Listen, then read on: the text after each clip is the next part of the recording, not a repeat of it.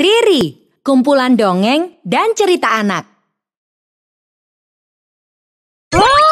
Yuk dukung Riri dengan menekan tombol subscribe. Jangan lupa bunyikan tanda lonceng untuk notifikasi. Selamat menonton.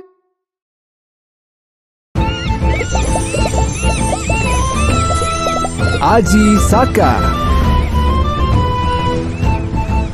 Alkisah, hiduplah seorang raja bernama Aji Saka. Ia mempunyai dua orang abdi yang setia, yaitu Dora dan Sembada.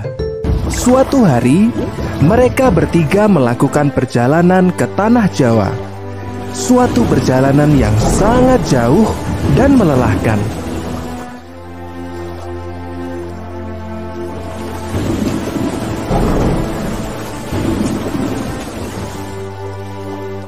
Di tengah perjalanan, kapal mereka singgah di sebuah pulau bernama Pulau Majeti. Di pulau itu, mereka beristirahat untuk menghilangkan rasa lelah. Mereka harus beristirahat dan mengumpulkan tenaga sebelum berlayar kembali. Silahkan Tuan, semua ini untuk Tuan. Terima kasih. Kalian juga harus makan. Baik, Tuan. Sebelum melanjutkan perjalanan, Aji Saka berpesan pada Sembada. Sembada, aku ingin kau tinggal di pulau ini. Baiklah, Tuan. Hamba akan tinggal di pulau ini. Namun, untuk apa saya tinggal di sini? Aku ingin kau untuk menyimpan benda pusakaku. Ini benda yang sangat penting buatku. Jagalah keris pusakaku ini.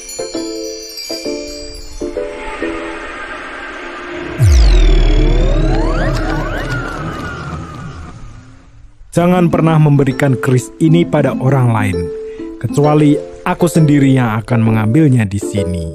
Baik, Tuan. Akan kuturuti semua amanahmu. Saya berjanji. Maka, Aji Saka pun melanjutkan perjalanan ke Pulau Jawa bersama dengan Dora. Sementara itu, Sembada tinggal di Pulau Majeti sendirian. Selalu akan kujaga pusakamu ini, Tuan Aji Saka. Semoga engkau selalu diberi keselamatan selama perjalanan. Berhari-hari mereka mengarungi lautan.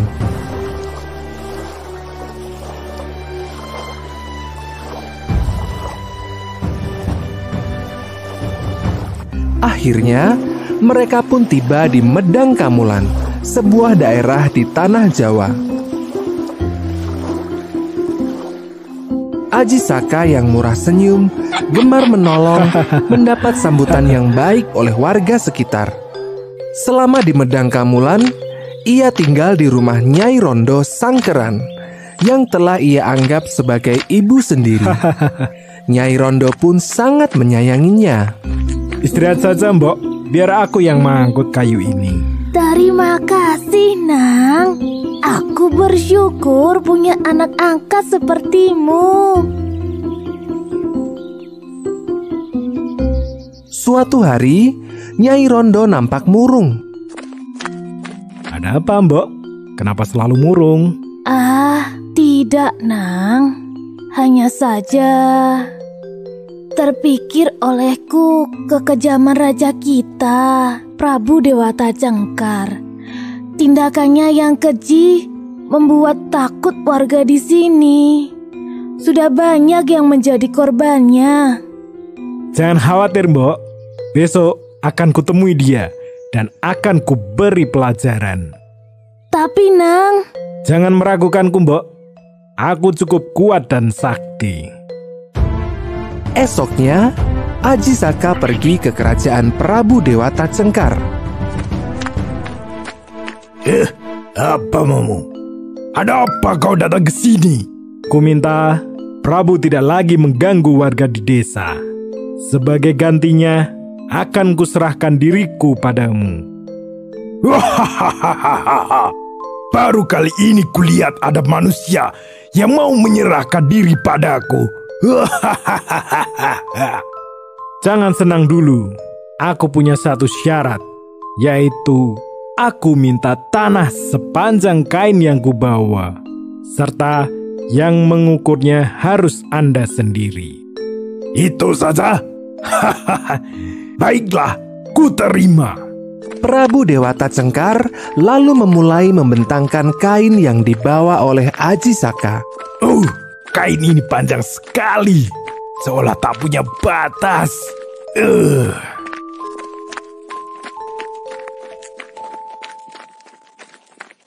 Tanpa ia sadari, selama mengukur, Prabu Dewata Cengkar telah melangkah hingga tepian tebing. Tepat ketika Prabu telah sampai di tepi tebing, Aji Saka menghentakkan kainnya. Hentakan kain Aji Saka begitu kuat, hingga Prabu Dewata Cengkar pun terpelanting. Bagaimana ini bisa terjadi? Dari tebing dan jatuh ke laut di bawahnya. Hilangnya Prabu Dewata Cengkar membuat rakyat gembira. Mereka semua sepakat untuk menjadikan Aji Saka sebagai raja mereka, raja di Medang Kamulan. Suatu hari, Aji Saka teringat akan Sembada. Ia pun menyuruh Dora untuk menjemput ajudan setianya itu. "Dora, jemputlah Sembada. Ajaklah dia kemari dan sampaikan pesanku untuk membawa serta pusakaku." Baik, Tuan. Dia pasti sangat gembira. Saya berangkat dulu, Tuan. Ya, pastikan kau pulang bersama Sembada. Dora pun segera berlayar ke Pulau Majeti untuk menjemput Sembada. Ia pun akhirnya sampai di Pulau Majeti. Siapakah itu gerangan? Kak Sembada? Oh lah, Dora rupanya. Kak Sembada, aku kesini atas perintah Tuan Aji Saka untuk menjemput Kak Sembada dan juga keris pusaka milik Tuan Aji Saka. Maaf Dora, aku harus menolak ajakanmu. Tuan Aji Saka dulu bilang bahwa ia sendiri yang akan mengambil keris pusakanya. Tapi Kak Sembada, aku datang ke sini atas perintah Tuan Aji Saka. Aku juga diperintah Tuan Aji Saka untuk menjaga kerisnya hingga ia sendiri yang datang untuk mengambilnya. Mereka berdua terus berdebat. Mereka adalah abdi yang sangat setia dan patuh pada perintah rajanya. Masing-masing mempunyai tugas yang harus dipatuhi. Hingga akhirnya, pertarungan dua pendekar itu pun tak terhindarkan. Mereka berdua sama-sama kuat. Hingga akhirnya, mereka berdua gugur. Sementara itu, di Medang Kamulan, kenapa mereka lama sekali? Jangan-jangan terjadi sesuatu. karena kedua abdinya tak kunjung pulang, Aji Saka sendiri yang menjemput mereka berdua ke Pulau Majeti.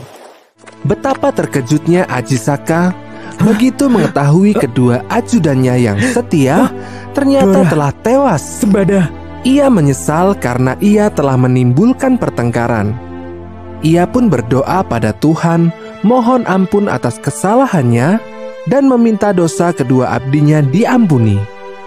Maafkan aku, Sembada. Aku memerintahmu untuk tetap menjaga pusaka hingga aku sendiri yang mengambilnya. Seharusnya aku tidak menyuruh Dora untuk menjemputmu, karena kau pasti tidak akan mau pergi hingga aku sendiri yang menjemputmu. Kau begitu patuh dan setia. Dora pun sama. Ia tidak akan pulang tanpa dirimu. Ia pun begitu patuh pada perintahku. Demi mengenang kedua ajudannya itu, Aji Saka pun membuat puisi dengan denta janjana yang berbunyi Hono Coroko, yang berarti ada utusan. Doto Sowolo, yang berarti saling bertarung.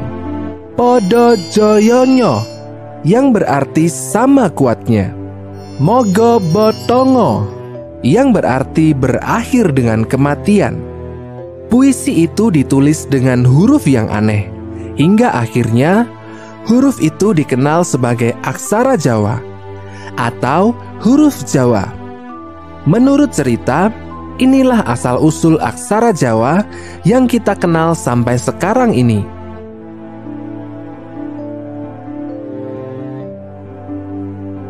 Pesan moral dari cerita ini adalah seorang pemimpin harus selalu ingat pada janji dan perintah yang pernah ia katakan.